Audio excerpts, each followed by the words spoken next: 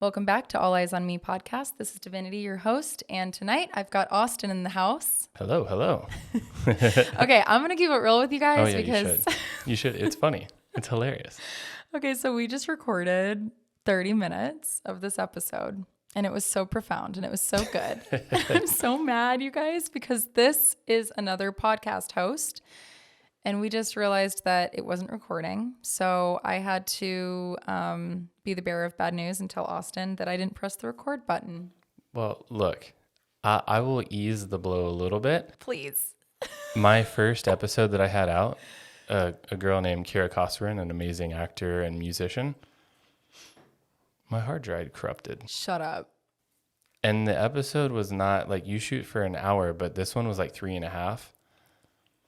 Oh my God. We had to reshoot it. No. We had to reshoot the entire episode. For 4 hours almost? Basically, she was a great sport, but I felt really, really bad. I am so good with drives. I treat them like babies. Yeah. And this thing just sabotaged me. Oh, fuck. So. Oh my God. Shit happens. I appreciate you. Of course. You're such a nice guy. No, I'm happy. I'm like, if there was a Yelp for this podcast, you'd be giving it 1 star right now. No, we're good. I bet this is going to be even better. I think so too. Okay, so we're gonna redo everything we said because it was really good, you guys. Let's go. Deja vu. So you said that this is your first podcast where you're a guest. Yes. Yeah. So I host a podcast, but hilariously, I've never been on somebody else's. I'm so happy that you're here. I know, I'm an honored bitch right now to have you. Oh my God, I'm your first. Yeah, this is really, really cool. I'm actually stoked that we're doing this. Yeah, and I'm thankful that you're willing to re-record. You're the best. I'm telling you, somehow like we'll cut to the chase and get like the good, all the quality stuff the second time around. It's probably gonna be better for my editor. Shout out to Michael. Okay, so we were talking about how you grew up in Dallas. I did. And your name is Austin. I know. It's such a weird thing. Everybody's like, wait, are you from Austin? And so I can tell you that my parents did once upon a time own property in Austin, and the idea was to move there. Mm-hmm. Never happened. Oh my God. The crazy tech downfall of, I think it was like 1998 or whatever, just like took away all the money. And so that didn't happen. So I'm Austin from Dallas. Okay. Love it. There you go. So you grew up with siblings. Your parents were together, divorced. Well, so I have a sister, Mickey, Michaela, and she is a doctor. You know, I'm over here with no degree, and my sister is a doctor. And then I have a half brother and a half sister where my dad was in another marriage. And yeah, we talked about how my parents are divorced. And I don't really remember exactly when it happened. I know I was 18, but I don't really remember when it happened. I just kind of like vaguely remember driving to the end of my senior year for my dad's new house. So I know it happened whenever I was 18. I just don't really know. That's so interesting because usually your parents getting divorced is a pretty monumental event in your childhood, especially if you're a teenager. Yeah. So you just don't remember it. You know, I've thought about that. Like, did I just blank it out? Right. But disassociated, maybe. But what I brought up before, which I definitely want to get, I want to get on here, is like I was going through kind of like this profound change of self as well at 18. I feel very thankful that this happened, but we talked about how like throughout maybe my middle school and high school experience, I wasn't like the bully, like your average, like I never beat up people, although I did hit a kid in the face because he was trying to choke me out. That did happen. That was a very interesting moment. I was not like a physical bully or anything like that, but more like a verbal one, hopping in whenever like a group of people were saying stuff or like just not being nice to somebody. I would hop in if they were my friend group. And yeah, I had this like very profound day. Wait, hold up. So if there was a bully, you would almost like egg it on or like celebrate it or like be a follower. Let's say that there's a kid who in high school maybe like was like over the top nerd. Let's just call it like your stereotypical nerd in high school or something, like you can see this person, maybe like coming from now somebody who I think I'm way more in touch with these things, so I feel bad saying them even, but maybe an introverted person who very to themselves, only had a couple friends. Like if people were picking on them, I would, and they were my friends, the ones picking on this person, I would have hopped in on them picking on this person. You would have supported it. Yes. Yeah. This is so interesting because I was the nerd getting picked on. Yeah. So this is a very interesting moment for me because it's not like I'm meeting a bully. I'm meeting like a perpetuator of a bully. Interesting. Yeah. You're like an ex-douche. Yeah. Yeah.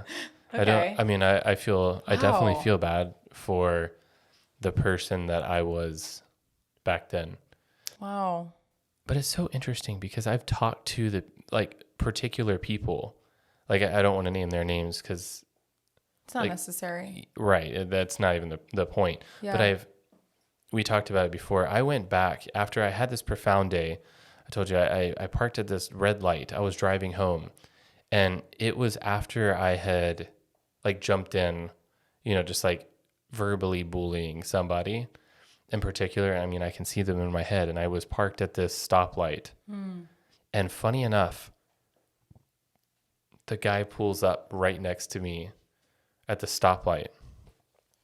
And the thing is before he had pulled up, I was thinking about him, and I had busted out just crying. Like, we're talking about like an 18-year-old man just like in his car by himself getting struck with this bolt of lightning that was just like this grief.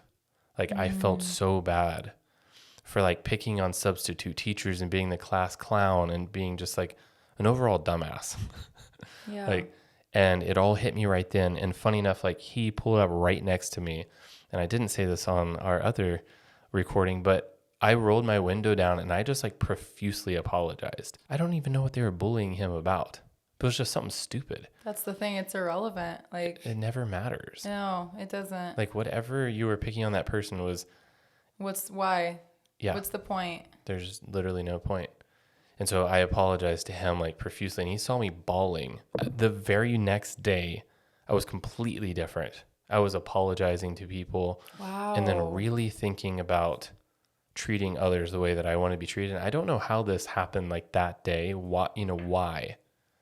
But I'm so thankful that it did. Yeah. Because it totally changed the person I was into becoming the person I am today. I really care about others, and I'm very empathetic, and it's very hard for me. That's not even, I can't even relate to that human anymore. That's so interesting. Did anything happen in your childhood that caused you to have this fear around using your voice or standing up for things or being the different one? Because I know it's funny that we keep talking about in the other recording, that happened 10 minutes ago. There was this topic of being on a team and there being a captain and how you were always about team players and just following the captain or whatever. But is that all it was? Or was there something in your childhood that kind of provoked you to have this closed throat chakra where you couldn't stand up for other people? Really think back, because I know men have a hard time with their emotions. So genuinely, have you ever really thought about, because that's not normal, even for somebody that does sports. Usually sports actually causes you to stand up for shit because people in sports are very prideful. Yeah. They have a lot of pride. Well, I have done a whole lot of exploration with a therapist on things in my childhood. And the one thing that I can tell you is my parents, whenever they were together, did not discuss issues ever. The conflicts that they would have, they would just bury deep down inside. And they would come out in explosions behind a bedroom when they would yell at each other. And then they would go their separate ways and then just bury stuff again. And so I definitely know that I was imprinted with horrible communication skills. And it's something that over the past couple of years, specifically with my partner, she just is getting me to be more communicative and like talk things through and just open up. And so I can reflect back and see like there are particular things like I just was not raised to bring up issues or problems or be the one to stick up for others. And I most certainly am now. And I have been for at least 10 years. You know what's funny about that is you were kind of raised in an environment where if you saw explosive turmoil happening in front of you, you were raised with this like belief that it's like kind of out of your control. Like what's going to happen is going to happen. Maybe. I don't know. That's just me tapping in. But yeah, I feel like when you grow up around fighting, you can go one of two directions. You become a fighter and very, very, very, very vocal, which is me. Or you become like the opposite extreme where you're just like suppressing everything that you feel around it to the point where it's like you're kind of numb. Like you're just kind of like, that's like out of my orbit. I definitely suppressed. Yeah. Yeah, no doubt. Like I definitely don't like conflict. It's weird though, because I like naturally have like that leader instinct, like going back to sports, I was the captain, of some of the soccer teams I played on. I played select soccer or club soccer, and, I definitely was a captain. I mean, I was very vocal on the field, but in life outside of soccer, I definitely suppressed feelings and things of conflict. Wow. Which like trains you to think that like communication is conflict, which is hilarious. Wow. Of course it's not. But I actually think that a lot of people deal with that idea of communication, if it's a little more tough than just talking, as conflict. Because you know that there will be opposition or you're going to hurt somebody's feelings. Yeah. And that equals conflict, but it doesn't. Life is so ironic because I failed chemistry in high school and my chem teacher looked at me and was like, I will literally give you a D just so you can walk, but never do chemistry for a living. Like, literally never. I was like, I promise you I won't. And he gave me a D and I was able to graduate. And guess what? I became a hair colorist for a fucking living. You know what hair colorists do? Chemistry. Chemistry, yeah. And you know what's funny? You just didn't really have a voice and now you have a podcast and you literally talk for a living and you do sound engineering for a living. Life is funny. Yeah, it is. It is very funny. What a funny thing. I love it. It is ironic. Very ironic. Isn't it ironic? It is. So let's talk about how you got into sound engineering. Good leeway into that. Nashville. What happened in Nashville? Well, there are so many things that happened before then. We talked about a little bit about if I had gone to college or anything to really learn about music or engineering. And the thing is like I picked up a laptop. I'm just gonna like bow my head to Skrillex. I think that a lot of producers will say that he's the one that kind of put them on to the music production flow. Cause I was in a band and I was the screamer, but I couldn't fucking scream. I was not supposed to be in a band. I really wanted to be though. I really just loved music. I was in the band. I played the bassoon, which I told you is like this goofy ass instrument that people should look up. It's pretty funny. It's this big wooden thing. And it was awesome, but I wanted to create my own music outside of a band where I had to talk to others about creative ideas. I just wanted to put my ideas down. And whenever Sonny went from first to last to becoming Skrillex, he just started putting out this music that I didn't even understand. I listened to electronic music. I listened to all sorts of genres before he came out. But he created something that was so unique and I could not understand. I don't think the world could. I just saw that here's somebody who picked up a laptop and just put his ideas down. And they were so unique because this was a new medium that I wanted to do something similar. So I picked up a laptop and I got Ableton, which is a DAW or digital audio workstation. And it wasn't my first one, but it was the one that Sonny was using. And so I was like, oh my God, I got to use this. Who's Sonny? Skrillex. His name's Sonny? Sonny. Sick. Yeah, Sonny Moore. Never knew that. Yeah. Just knew Miss Skrillex. Yeah, I didn't know he was the first either. He was kind of the pioneer of the EDM world. Well, yes and no. no, but the acronym EDM is like such an American term, and I think that certainly came after Skrillex. Okay. Like there was a whole wave of like American electronic music. I mean, this was such an overseas like Europe type thing, even though house music and whatnot is from here. Mm-hmm. It's from Chicago. But Skrillex is like the big boy. Like he's like the biggie. Yeah. Okay. He is. I mean, in the U.S., I mean, you had Deadmau5 already. Joel is the one who put Skrillex on. He signed Skrillex. Got it. To Mousetrap. And the thing is like Skrillex was, while Deadmau5 was big, Skrillex like became humongous real fast.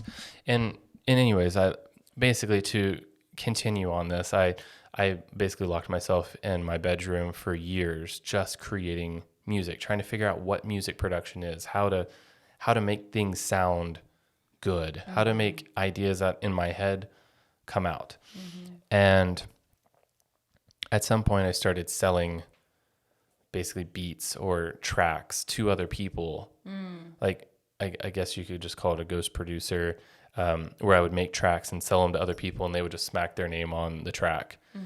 And there was this really cool second epiphany in my life where I was on a snowboarding trip with my sister, my mom, and my stepdad. And I was reading this music business book. And I sat there, and about one chapter in, I just realized I knew nothing about the music business. I'm sitting here like slinging these tracks to people for just random amounts of money, not taking any back end. So I never made another dollar. You know, my name wasn't on anything, so I can't legally, like I had to sign paperwork, you know, like this is my track. It's not yours type thing. So none of that helped my career, but it helped my chops. But I was learning in this book, like, bro, you did all this shit wrong. Wow. So basically it made me go to community college for one semester. And one thing that I do want to say, like we talked about it before, like I know that you've talked with guests and it's relevant to you, but there's something with us crazy bastards that decide to go into entertainment or whatnot who get this like epiphany moment where there's like, I need to say yes to this. And you just run. You don't even think. Because the second that you think, like, I shouldn't do that, or you start weighing your options, that opportunity is gone. And I really think that the people that make it far in entertainment or music or whatever, like I can speak about music because I know about that world, is just you have to act on impulse whenever that opportunity is there. It's like, it doesn't quite make sense always, but you just leap. It's true. Yeah. The risk is like our ability to not let risk steer us away is what takes us far. Yeah. The worst advice someone ever told me was be realistic. It's the worst advice I've ever heard. Yeah. I hate that. And the best advice is, what if it turns out better than you imagined? Yeah. And the other best advice is be delusional. Be delusional. Don't try to explain every move to every person you come across because it's not going to make sense to anybody. Like the way that you move and the way that you take risks in your career especially probably won't make other people feel comfortable, because to be successful, you have to take risks. And I know that the most successful people in the world are those who took insane risks. They took the bet, you know? And I'm not going to lie, I wouldn't be anywhere that I am now, which, because it's all eyes on me, this is the platform where we flex. I am a success story compared to what I come from and just my family overall. Like, I'm not trying to put my family down, but to be honest, I don't really know these people. I'm not in touch with any of my family members besides like 2 cousins, like there's a reason for that. I do believe that you are who you surround yourself with. And it's funny because like I was actually listening to this other podcast talking about how subliminally people can dictate your future just by their energy being around your energy. And what I mean by that is you are not your thoughts, because your thoughts are fleeting. And they say that, even in a matter of suicidalness, you have to find an outlet that will take you out of that suicidal state, because most people that end up committing suicide are not actually wanting to do it in the long run. They just want to do it in the moment because it's a passing thought, right? And so when you talk to survivors or people that have attempted suicide, they'll always tell you, I'm actually so grateful I didn't do it, or I'm grateful that I failed, right? Because it was a passing thought. And so when you think about these like fleeting thoughts, you're not your thoughts. Thoughts are in and out.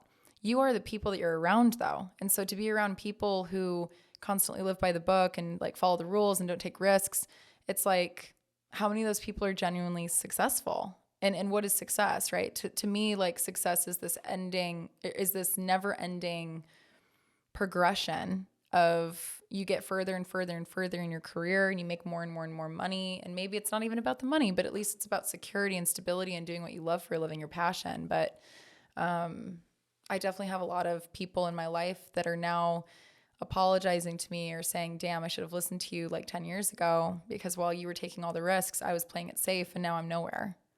So I don't know.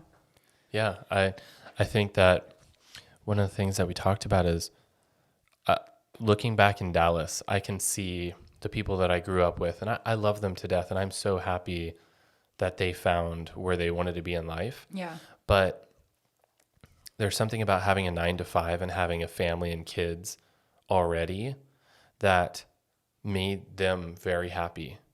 And like for me, the risk is like the constant changing and putting myself in risky situations and whatnot is what makes me feel great. I actually feel good whenever the ground is unstable. I've made my life, I have manufactured my life to be this ever-changing, ever-evolving, ever-lifting up this ladder of unstable ground. And that's what moves me forward. I don't like the idea of settling down and having kids and having a 9-to-5. It doesn't propel my soul forward. It's not my passion. And so I understand for some people how my life looks incredibly risky. Yeah. I mean, I'm constantly jumping off of cliffs. But the thing is, ultimately, I believe in myself.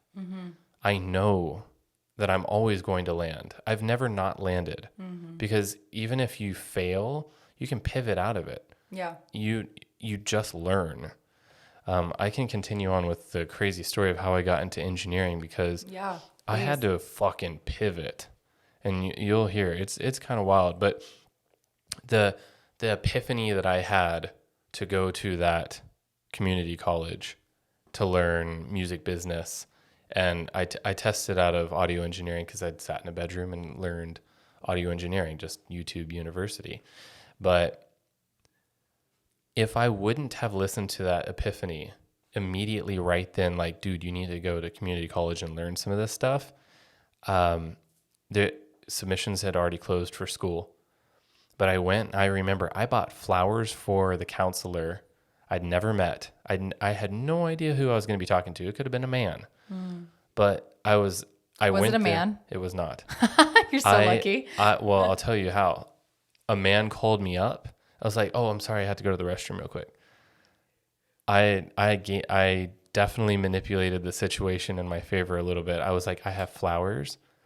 I'm going to give them to a woman, and I'm sure the man wouldn't like the flowers. And I was just going to say, look, I'm an idiot. I missed submission deadline. I am so sorry, but I really, really want to take this class. And that's what I did. And she was so thankful for the flowers. And I kept on coming by every now and then just to say, hey, I made a good friend out of that. But I got into this class, and if I wouldn't have acted on that epiphany, I wouldn't have met the music business teacher there, Laura Bull, who at one point had managed Martina McBride, and Martina McBride had a studio called Blackbird with her husband John McBride, and they had an academy called the Blackbird Academy, which is I would say a very prestigious academy where they only take a couple students a year.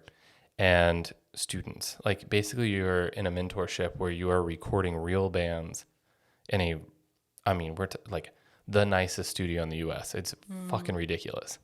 It's a very nice place. And so you bring in bands and they bring in bands and you record them and you produce out a record and you give them the final thing, and you have amazing engineers coming in to teach you.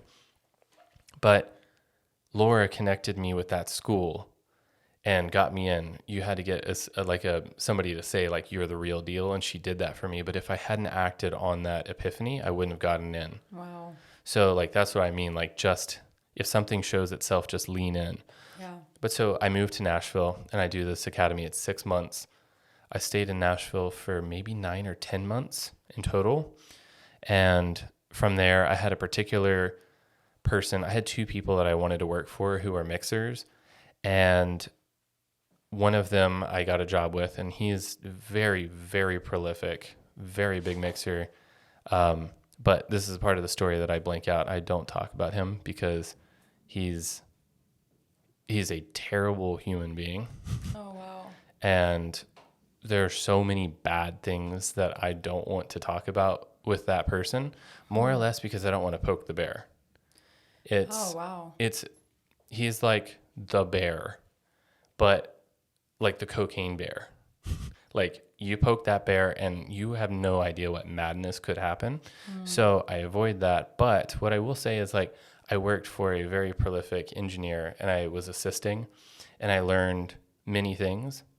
But where the story totally turns is I went in as this, like, happy-go-lucky, incredibly nice, authentic, like, just stoked on life dude. And by the end of it, I was incredibly depressed, like, very, very, very down. And I a lot of the times think of this as like an Icarus story, that I just rose too quickly and I touched the sun. And I really think that, just as a side note, that I really think that all great success happens slowly. Wow. I love that. Whenever you rise quickly or whenever you move too fast, there's no stable ground. Yeah. So falling is incredibly easy, and you overstep. You make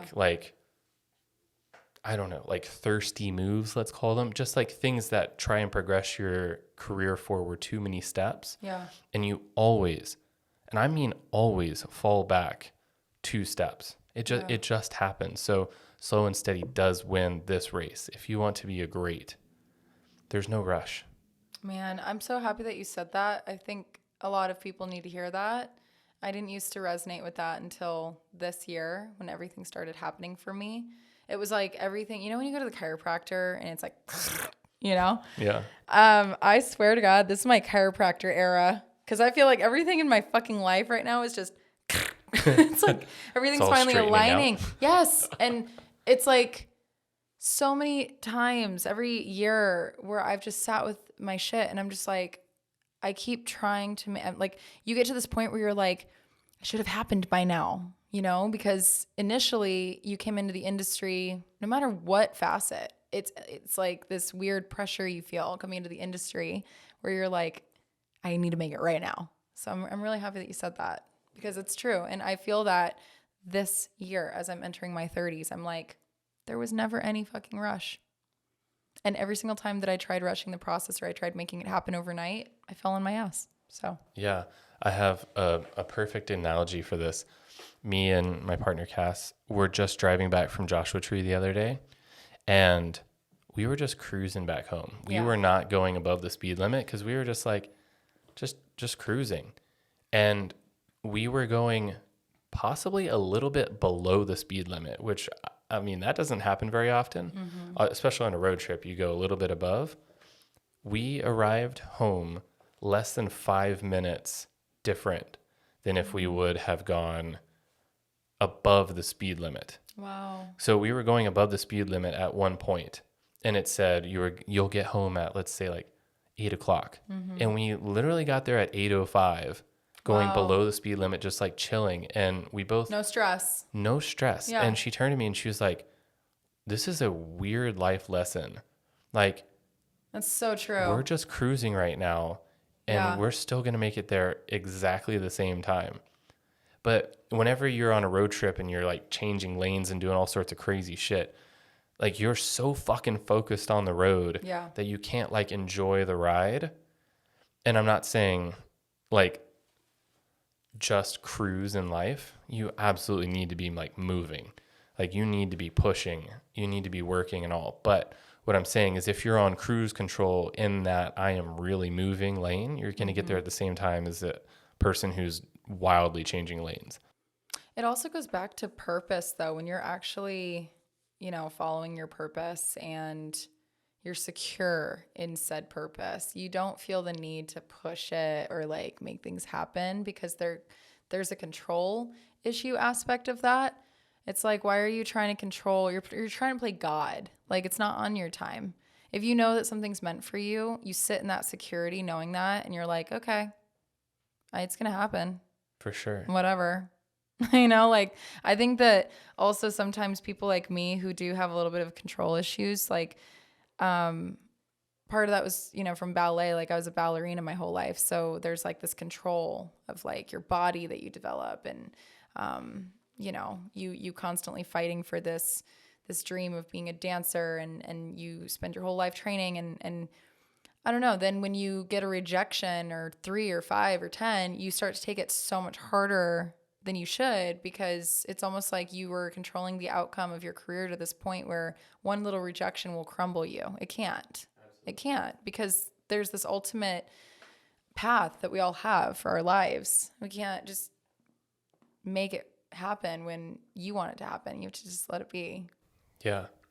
I just recently had Royal and the Serpent on my podcast. Have you met Royal yet? I haven't met her yet, but like, she's dope. Yeah, I love Royal. And yeah, she's a dope ass artist. She totally is. And she has this really cool like 4-step thing that she talked about, how she thinks that people could be successful. And the last part was let go. Like, do all of the work and do the manifesting and know where you want to be and put in the work. But at the end of the day, let it go. Just keep doing the work. Don't be focused on that goal. Just focus on the work that you're doing and make it great and make it feel fulfilling. And the rest is going to happen. And I really resonated with that. I think that will keep on going with my story, because whenever that clicked, I think that my career really started to move. And so I quit working for this guy, and I was so fucking down on life and on music. I got some job offers from like very, very big producers. And first of all, that wasn't the direction I wanted to go in. I wanted to be a mixer. I already knew. But I was so down on myself that I was ashamed of myself, because I was like, I reached this whatever, and I thought that from here I was going to become blah, blah, blah. But I just fell. Like, I fell inside. I didn't actually like fall. I already had all that knowledge, and I actually was well equipped from this experience, but I didn't know it yet. And so I moved back to Dallas, and I was so jaded. With music, I would not play the radio. I deleted Ableton from my computer. I deleted Pro Tools. I deleted like everything. And I got my insurance sales license. Wow. I started selling insurance. Interesting. In Dallas, because I needed to feel solid ground. I needed to feel something that was simple. It was a paycheck. It was just stable. Something totally outside of music. And I didn't realize that this was just me healing. Wow. It was like a little detour. You had to take a little pit stop. I did. So you were in Nashville, and then you went back to Dallas? So I went from Dallas to Nashville to LA. Oh. I guess I missed that. No. The mentor You're right. Okay, was so LA. the mentor was LA, not okay, not Nashville. Wow. Yeah. I mean, that makes sense because LA producers are fucking whack. The amount of people that have told me their experiences with music producers out here, I'm like, holy shit. Yeah, this is a mixer though. Like, Oh wow. big Big mixer. Very big mixer. Any mixer would know this name. Actually, any producer would know this guy's name. Oh my god. He's like top 10 people of all time for sure. Holy fuck. And Narcissist. oh, The biggest. doesn't even scratch the No surface. soul. Yeah, but the way that he treats people is very, very, very bad. Wow. But So sorry. it's all good because where I'm sitting right now, I wouldn't change a damn thing. So after LA, you were like, I'm going back to Dallas for a bit, selling insurance. Yeah, but I honestly thought it might be for good. Maybe not selling insurance, although I did start thinking that I could just open an agency and I'd be fine. You know, like, but that's the money over passion game, and I'll never play that again. What's your sign? I'm a Libra. Yeah, you are. All about harmony, balance. Trying to find the balance of your passion with money. Yeah. Interesting. Yeah, no doubt. People are so zodiac. So zodiac of you. Yeah, I'm so not zodiac. I don't really know shit Oh, about okay. it, but I know that I'm a Libra. Yeah. And I know that it's balance. Yeah. And I'm a scale thing, a balance, right? But so I'm selling insurance, and there was this Amazon side business that I started. Hilariously, I was drop shipping stuff. One day I was like, you know what, this sounds fun. And I started a business, and I started drop shipping just random items, like literally anything. I was selling 10,000 plus items, just drop shipping them. And I had one item just pop the fuck off, and it was ball canning jars. Wow. Don't ask me. Like, I just was listing anything that I could make a profit on.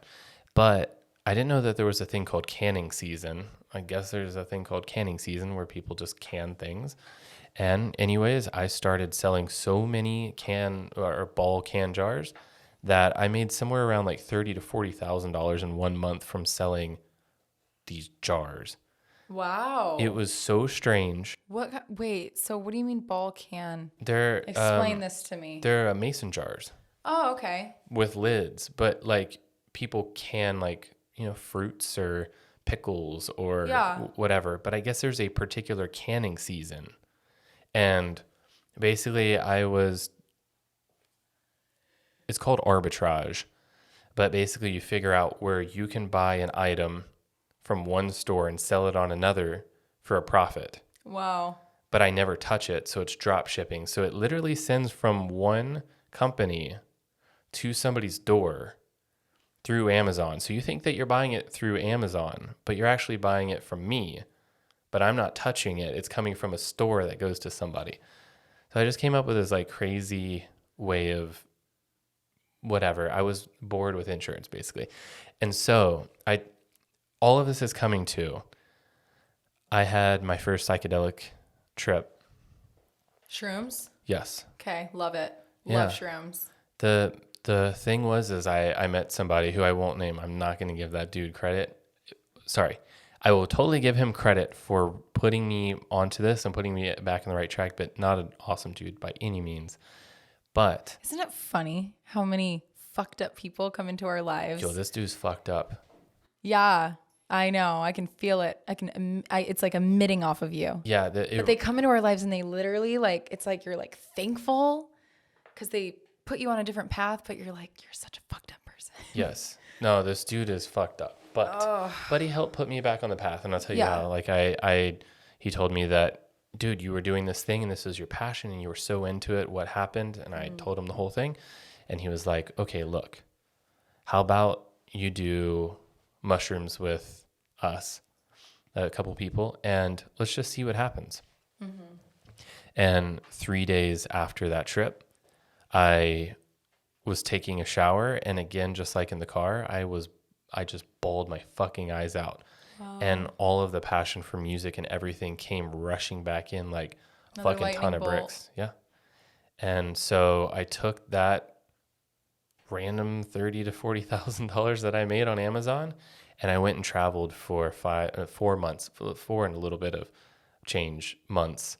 and overseas in Southeast Asia and in Japan and in a couple other places. And I just made music every single day.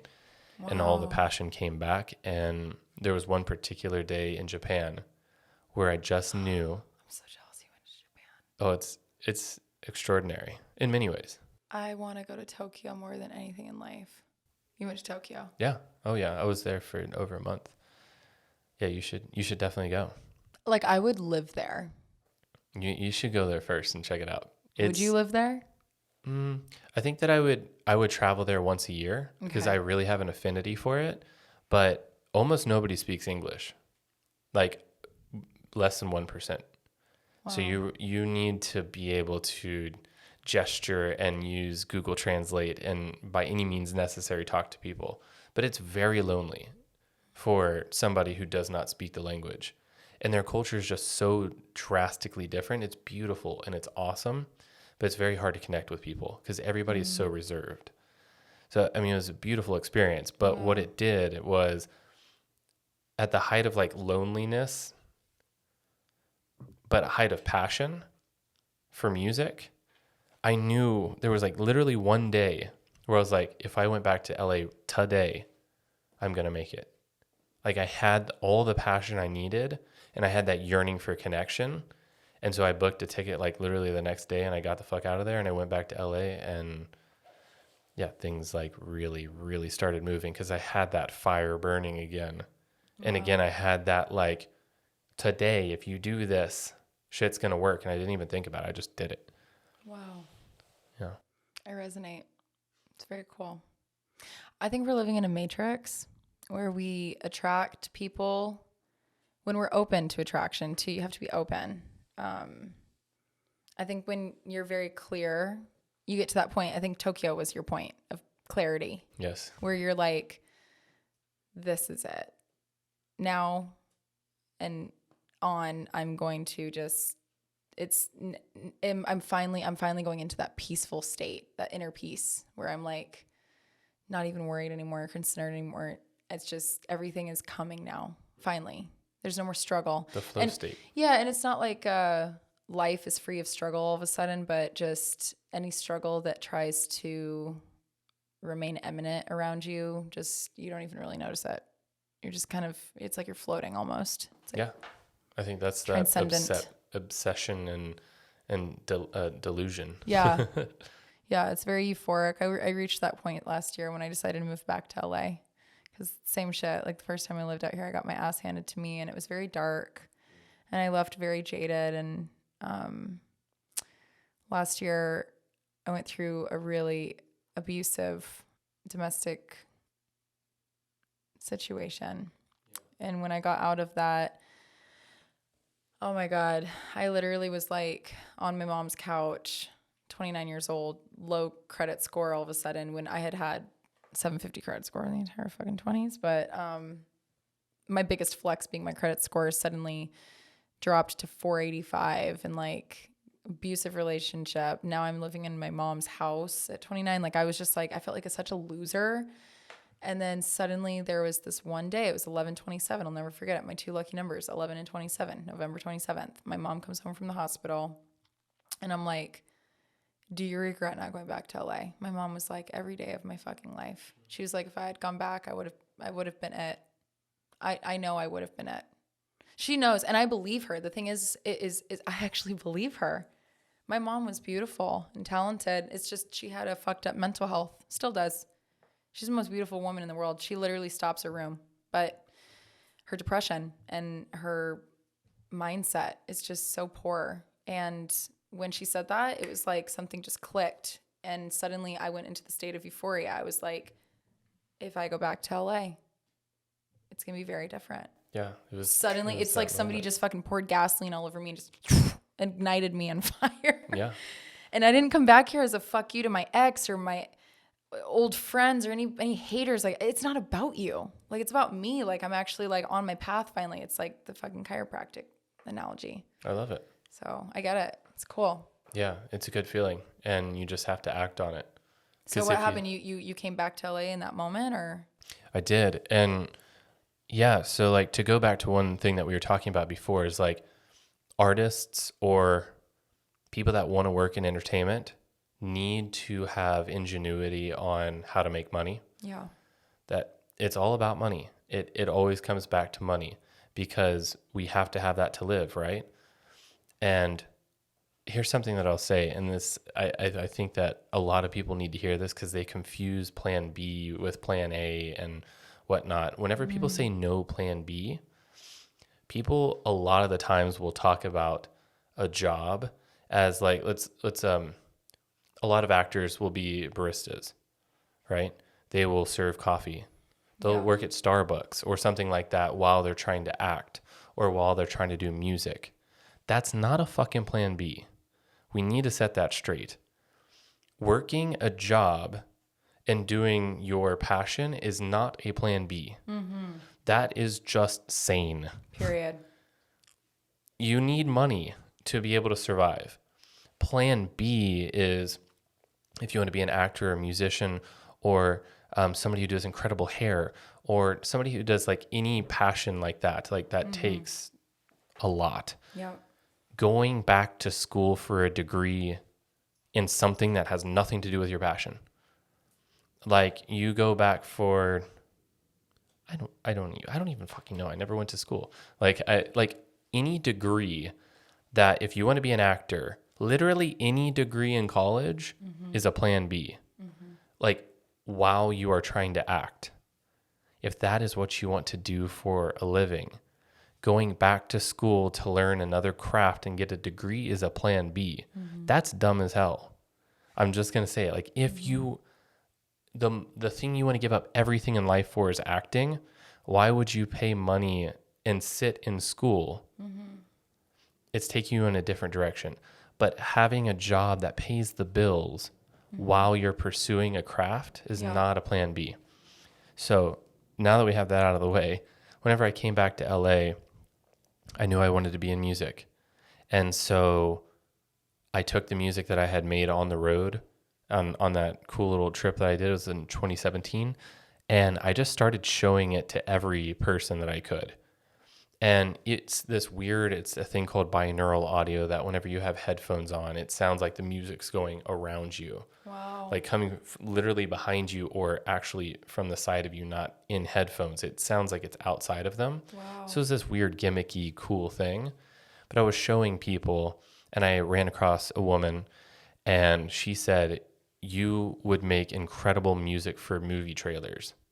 Like you need to learn the structure. There's like 3-act structure that's for trailer music. But she was like, you could do this. Like this, you're very good at this. So I took a little course online on how to do that trailer structure. And I started pitching music to trailer publishers. And one of them was interested in what I was doing and wanted to do an album with me. And so I made 10 tracks of trailer music. And I don't think a single one of them got placed. But what it did is I earned the trust of that publisher and they started having me do custom music, which means like a trailer would come in and they're like, this is the movie. This is what we're looking for. Can you do this in a couple hours? It's not like days, like literal hours. And I was very quick and I started doing that. And I landed my first trailer and it was like $7,500. Wow. And I mean, we're talking about, well, I actually skipped some of this. I did still sell insurance remotely. Wow. So I quit that job. I went and traveled. I came back to LA and I begged the insurance company I worked for in Texas to let me sell it remotely out here so that I could just make enough money to continue to work on the trailer music because I wanted to be in music. So that's the ingenuity. I begged. I was like, can I have an internet phone? That way I can seem like I'm in the office. Can I get like a VPN so that I could look like I'm in Texas? Like I just thought, how could I do this? So I sat in a bedroom in LA and I sold insurance. And basically whenever the phone would ring, I'd answer it and try and sell it. And if I did, cool. If not, I started working on trailer music. Wow. So I landed my first trailer and it was $7,500, which sounds like a lot, but in LA, that's not anything, right? It's not jack shit. No, I mean, that lasted a little bit, but it was my second placement that I think was like 10 or 12,000. And at that point, I just quit. I quit insurance, and that's not enough money to quit insurance, but I did it. That was like, I knew it. I knew that right then I could do this. And so the trailer company hired me in-house, and I got a salary, and I started just piping out trailer music all day. And I'll just cut to the chase. Basically, they started having me mix and master their music. So they had a library side, and what that means is people just sit there all day, every day, and create music to be synced. Synchronization is like footage, like a trailer, an ad, a TV show, a movie. So you got picture, and then you need audio to go along with it. So you create these libraries of music. And so I just mix and mastered all of the stuff that was published by this company for a while. And I mixed thousands. I think it's somewhere around 2,000 tracks in a couple of years. Wow. And so it wasn't me working for this crazy, amazing mentor or legendary mentor, or me locking myself in my bedroom for years trying to learn production, but it was really coming back here and just the sheer repetitions of mixing over and over and over and over and over in every genre. Consistency. It's just consistency. Yes. There are people that have so much talent in one finger that people have in their entire body, and yet they don't have consistency. And that's the only reason they don't make it. Yeah. It's because they get kind of lazy. They're like, oh, well, it's just bestowed upon me. I'm just talented. And it's like, yeah, but the motherfucker who's actually successful, it's the one that wakes up every single day and they're consistent. No doubt. They show up every day, every single day. And maybe they're an 8 out of 10 and you're an 11 out of 10, but they're the one that's going to make it. For sure. So for you to be an 11 out of 10 who also is consistent, get it. Yeah. I mean, that's what it was. And yeah. You were just showing up. I was showing up. I was putting everything that I had into it, all the hours I could. And basically, pandemic hit, and I got laid off from the company because... The insurance company or the... No, the sync company. Oh my God. I had built up enough rapport in the industry, and we're talking about like trailer music, sync music, that people knew that I had worked for a good company and I had done a lot of mixing for big trailers. And so they started hiring me freelance to mix their stuff. And so there was this like seamless transition. Very lucky during the pandemic, I didn't go a single day without work. I mean, it transitioned from me being a W-2 employee to a 1099 employee though. I owned my own business immediately, and I started taking on work. And it was just like private clients. Yep. So it was very fortunate that I don't believe in luck. I believe in like a lot of hard work, but things aligned, and I can attribute it to social media. I mean, we had a Facebook group, and I was always posting in there, and people knew exactly what I was doing. And so whenever I was freelance, immediately I started getting work, but I knew I wanted to be mixing really big artist music, not sync music. And so I started doing like artist music for free just to start getting those credits moving. Because whenever I worked for this big guy, before I went on my insurance sales trip, I didn't get any credits. I didn't get any credits for the stuff I worked on. Yeah. So I was building from the ground floor.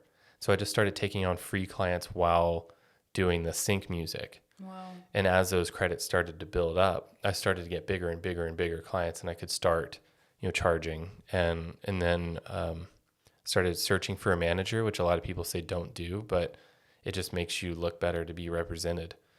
And so then I landed like my big project that really set things in motion. I mixed a whole record for Maggie Lindemann, and I can't remember if that was like 2001 or whenever She Knows It came out. She Knows It was the first song on that record, and my buddy Cody Tarpley gave me that opportunity. It was a spec mix, which is we don't know if this is going to come out. Like, we don't know if your mix is going to come out. I'm going to give you a chance.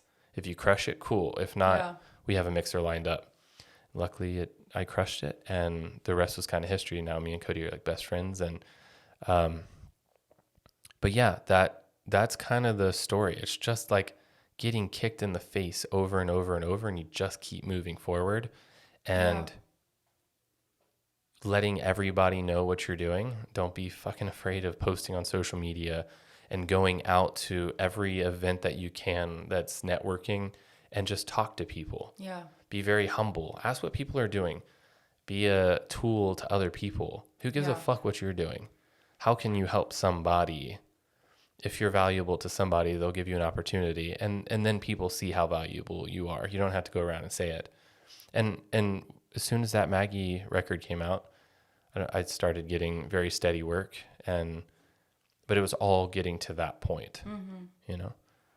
Yeah, I love this. This is so necessary for people to hear.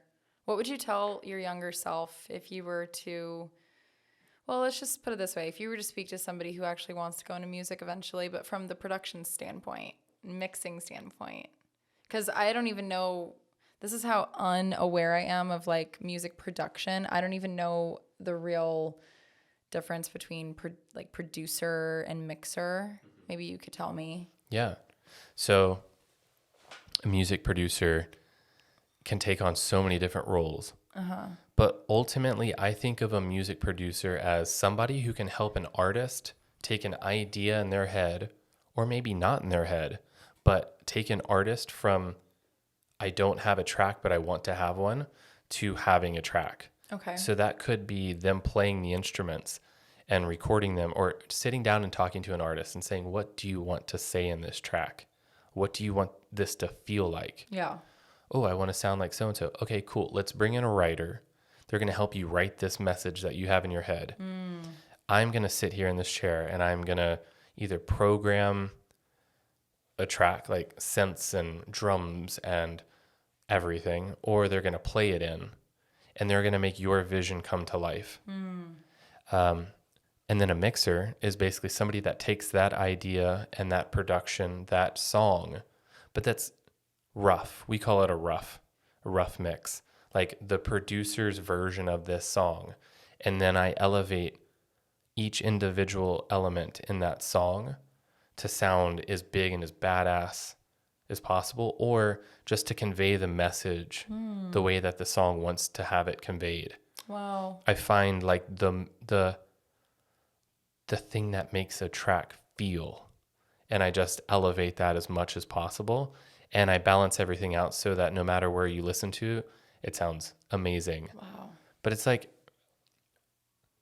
you know stuff about film, right? Or like you said that you edit, right? I'm one of those people that I'm actually pretty well versed in like the music production and the film production world, but like the nitty-gritty descriptions of the job titles, like I'm not, you know what I mean? Yeah. Yeah. I would say like I'm a colorist. Okay. So I take the edited You're the secret film. sauce that nobody really. Yeah. Yes. Yeah. A lot of people call what I do like black magic, because it's just like I do it in a room and then it comes back and it sounds great. Got it. But I basically take the film that's already edited and then I make it look like the final product. And so what I would tell somebody that wants to be a mixer, there's two things. One, it's about sheer repetition.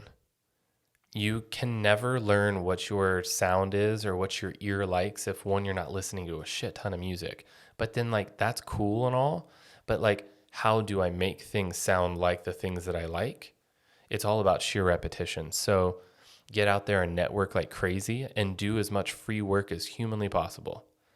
Just do everything that you can for everybody. And it's going to suck ass in the beginning. You're going to be terrible because like you got to figure out these tools, but don't be afraid of doing that. You've got to put in the work, but do as many mixes as you can. I mean, we're talking thousands. Just do it.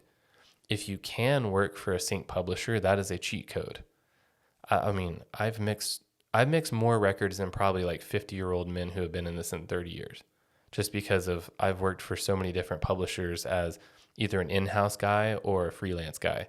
Wow. Like on average a week for sync companies, I still mix like 20 records along with the artist projects that I'm doing.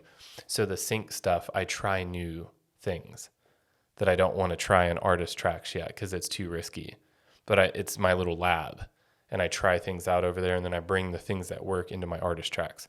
So I would just say sheer repetition, and then figure out what kind of mixer you want to be.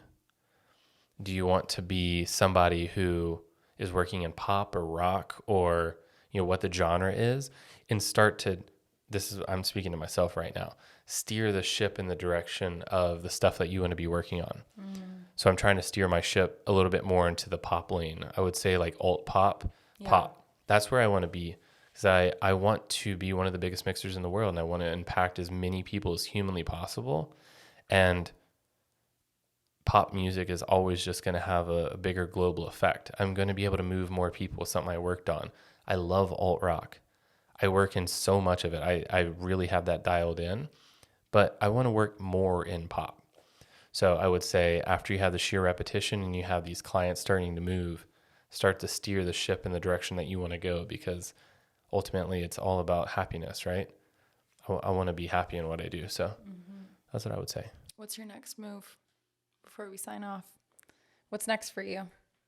Well, and it can be career-wise, or it can just be life-wise. Like, do you want to get married? Do you want to stay in LA forever? Just what's next on the list of Austin from Dallas? well, there's so many things that are next. I would say career-wise, I would like to elevate the price that I charge a little bit, which means that I'm working on bigger clients. Right. Because they have bigger budgets. Yep. Just continuously moving slightly closer to being able to impact the world at a greater level. Yep. Love it. With the podcast, just like you, I want to be able to touch as many lives as possible. I hope that somebody watching either a little clip that we put up on Instagram or like a full episode, somebody walks away hearing one thing that could change their life. And then I get a message from somebody that says, like, in that one episode, so-and-so said something. Yeah, I put that into my life, and now it's a year later, and I just blah, blah, blah, something huge. That would be so cool. I'd love that. And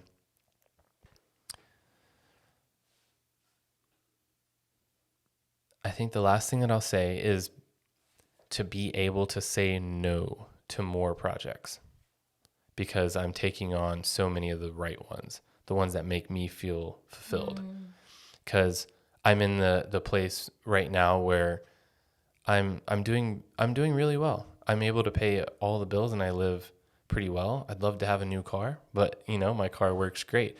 There's room for elevation there, but I'm taking on projects sometimes that pay really well that don't fulfill me. Yeah. And I would love to say no to those and refer them to somebody else to be able to say yes to other projects. That's another risk taker move, is being able to say no, because you live in abundance, and you just know that by saying no, you're opening up your time to be spent on the things that truly make you happy. Yeah. Even though you don't see those things right now, you're making that space for those things to come. And it's really scary to do that, because it really is like walking into a dark room. You don't really know what you're walking into. Absolutely. But, yeah, just tap into your risk taker with that one. That's, for my life, the only constant is inconsistency. And I love that, because I thrive in that. So, yeah. I feel that. Yeah. I don't know. I think that's a fundamental skill of someone who can make it in LA, is being able to survive on shaky ground. Yep.